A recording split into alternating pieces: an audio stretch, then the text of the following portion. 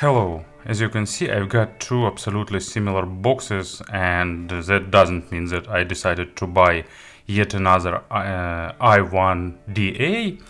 It means that they released third version of their flagship bestseller model 9038S. Not so long ago I already reviewed their second version of this model, and it's a really capable digital to analog converter with really high price to quality ratio, but they decided to release the third version, and it's not the long-awaited 9038D single-ended. It's still balanced digital to analog converter, and I decided to make a review.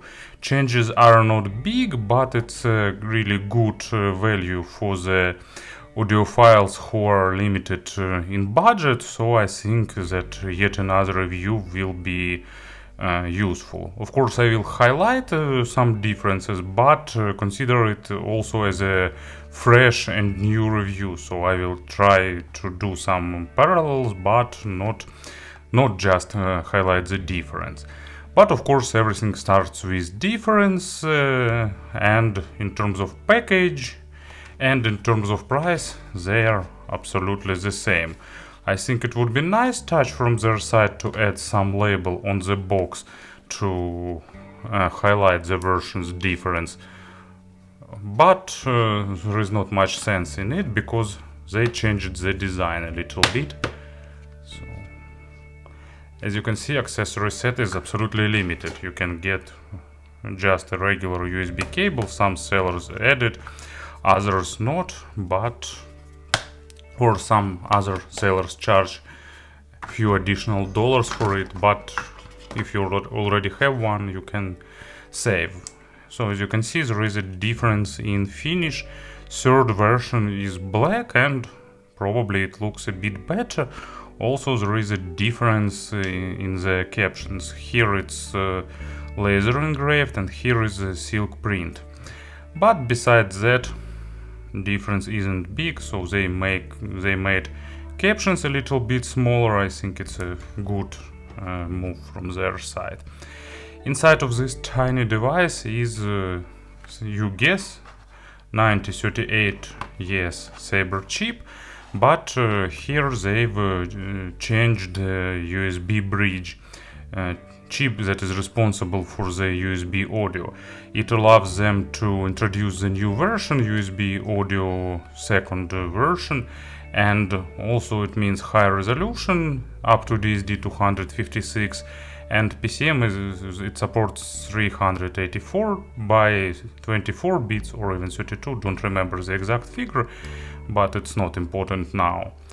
But the biggest and most important upgrade for me, it's the introduction of hardware audio control. It means that now you can use it with MacBook without any problems. I tested with my MacBook Pro 2016 and now it supports volume control, and that makes user experience much better. Also, they removed all these 4 different modes that were present in this digital to analog converter. If you remember the review of this DAC, I will add link to the description. You have to unplug it and plug back, and there are 4 modes that will be switched, indicating by LED blinks. So it's all gone. Now it has one mode. It's performance mode, targeted for minimum latency and maximum performance. You get it, but it doesn't mean that all that modes are gone. In future they will release an updated version of firmware for this digital to analog converter, and you will be able to control it via Bluetooth with Android application. So it's the same as it done with their another DAC digital to analog converter that I also reviewed, Power DAC version 2. It's not available yet, but I'm pretty sure they will deliver it. But I really suppose that I will be able to install the firmware update without Windows computer. But we'll see. In terms of design, it's minimalistic, it's small, it's just pure audio and power packed in a small case. And it's an example when great engineers do their work, they are focused on the audio quality, not some marketing or visual features. So everything is really simple here. So USB-C here, LED. Now LED indicates the signal resolution. It blinks one time each 2 seconds for the 44 kHz, one time per second for the 88 kHz, and so on. And here is balanced output. Please beware, and I will warn you once again, you'll need to use only balanced 2.5mm connector headphones here. No adapters allowed, so it's forbidden to short circuit separate ground lines in this connector because it can damage the device. Besides that, everything is absolutely and totally simple. Connect cable, connect it to transport, turn transport on,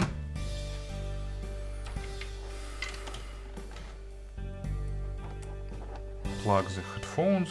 Today I will use once again my periodic audio beryllium, recabled and with connectors added. And as you can see, there is an indicator of USB audio, and playback is started.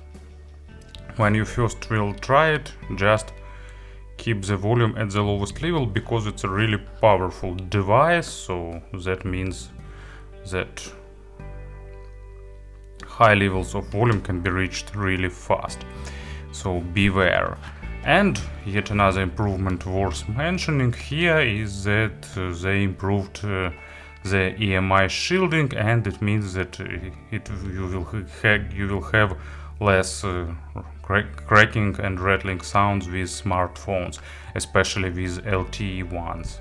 And of course about the sound. So sound didn't change much comparing with the first revision. It's still natural, really resolving and really micro-detailed focused digital to analog converter for those who like totally natural uncolored representation.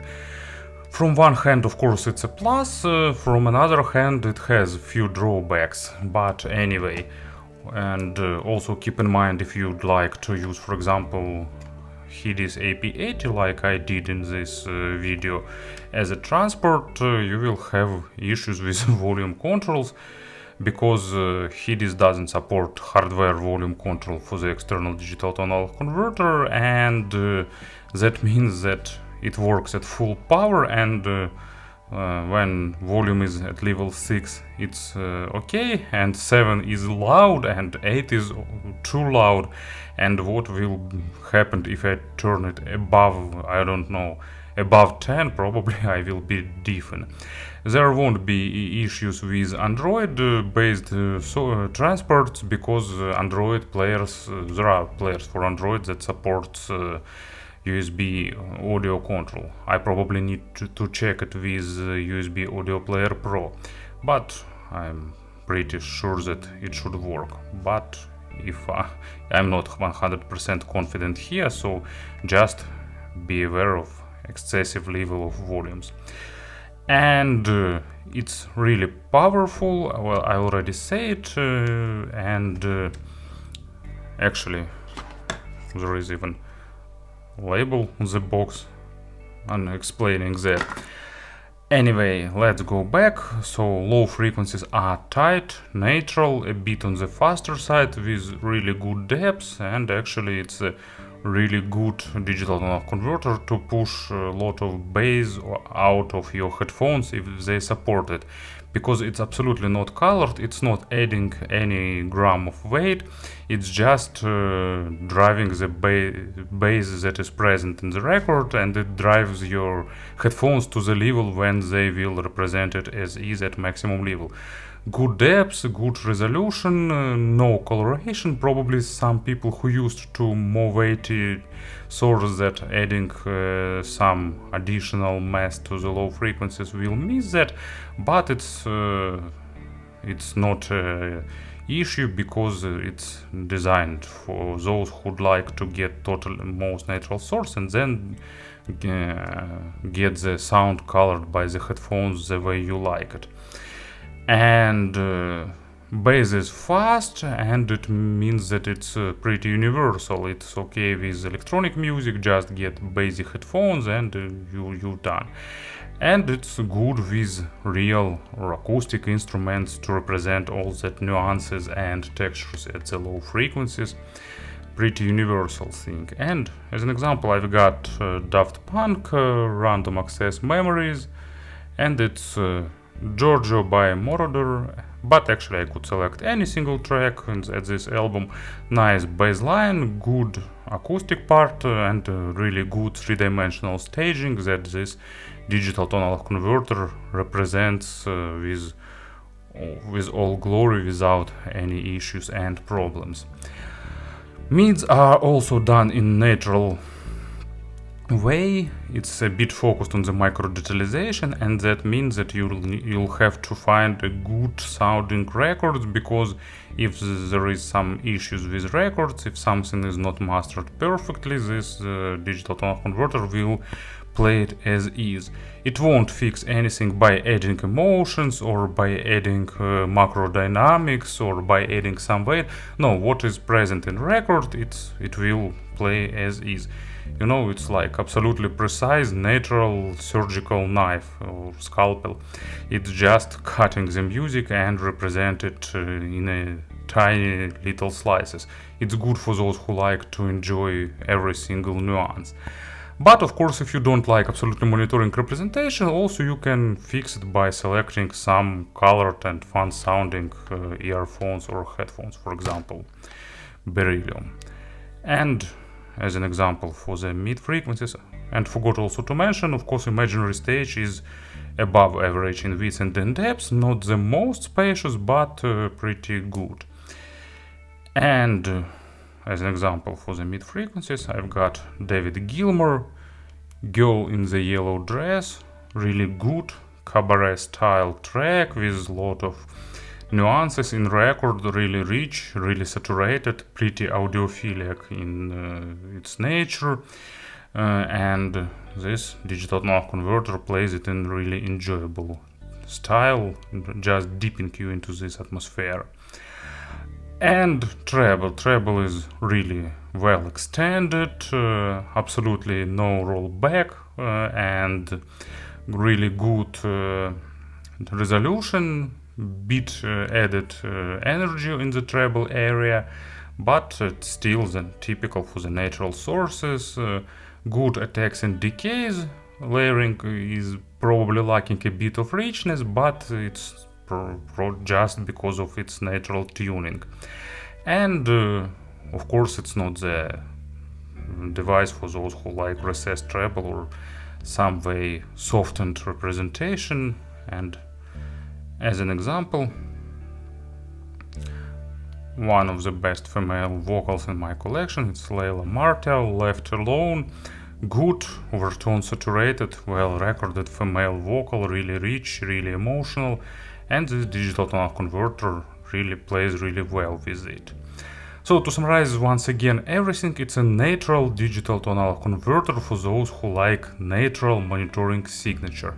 It shines the best with full-size headphones. It's the device for those who need to drive full-size cans. It's average in terms of power consumption. Actually, yet another change implemented here. If it's idle for 2 minutes, it will disconnect from the device, saving its battery power. So yet another small improvement. So it's good for the full-size cans. With in-ear monitors, probably a bit less power would be a plus, but I hope when they will release this external software for the control, you will be able to adjust many nuances of sound and of course use internal volume change. So in the description, this future application for controlling this digital tonal converter sounds really amazing.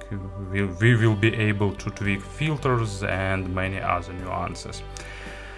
What else I can say? Difference between those two is totally minor. I did some blind A/B tests. I didn't find any viable difference. Maybe this one is a bit tighter on the low frequencies, but it's just, you know, maybe it's not. So I can't say with confidence that there is some sound difference. Anyway, in terms of improvement, this digital tonal converter brings a lot of non-sound related improvements. Volume control, lower level of EMI, power saving, and of course external utility control when it will be available. But of course, if you have the second version, it doesn't mean that you have to sell it and just get the third version, unless you'll need one of that improvements. Speaking about the comparisons with other devices, actually I did that for the E1DA second version, so basically I won't repeat that, and probably there is not much sense in it. In this price range there is not much device that can compete with it. Maybe iBasso DC01. iBasso DC01 is a bit less focused on the micro details, but still also detailed. But the iBasso had advantage over the second version because of volume control, and this one also has it, so now probably E1DA wins over iBasso. In the bit higher range there is a few BTR5, but BTR5 is, at least to my ears, is a step forward in terms of sound. So if you're looking for some audiophilic sound and if you're limited with budget, E1DA 9038S third version is a really good option for you if you have a balanced headphones. Thank you for listening and have a nice day.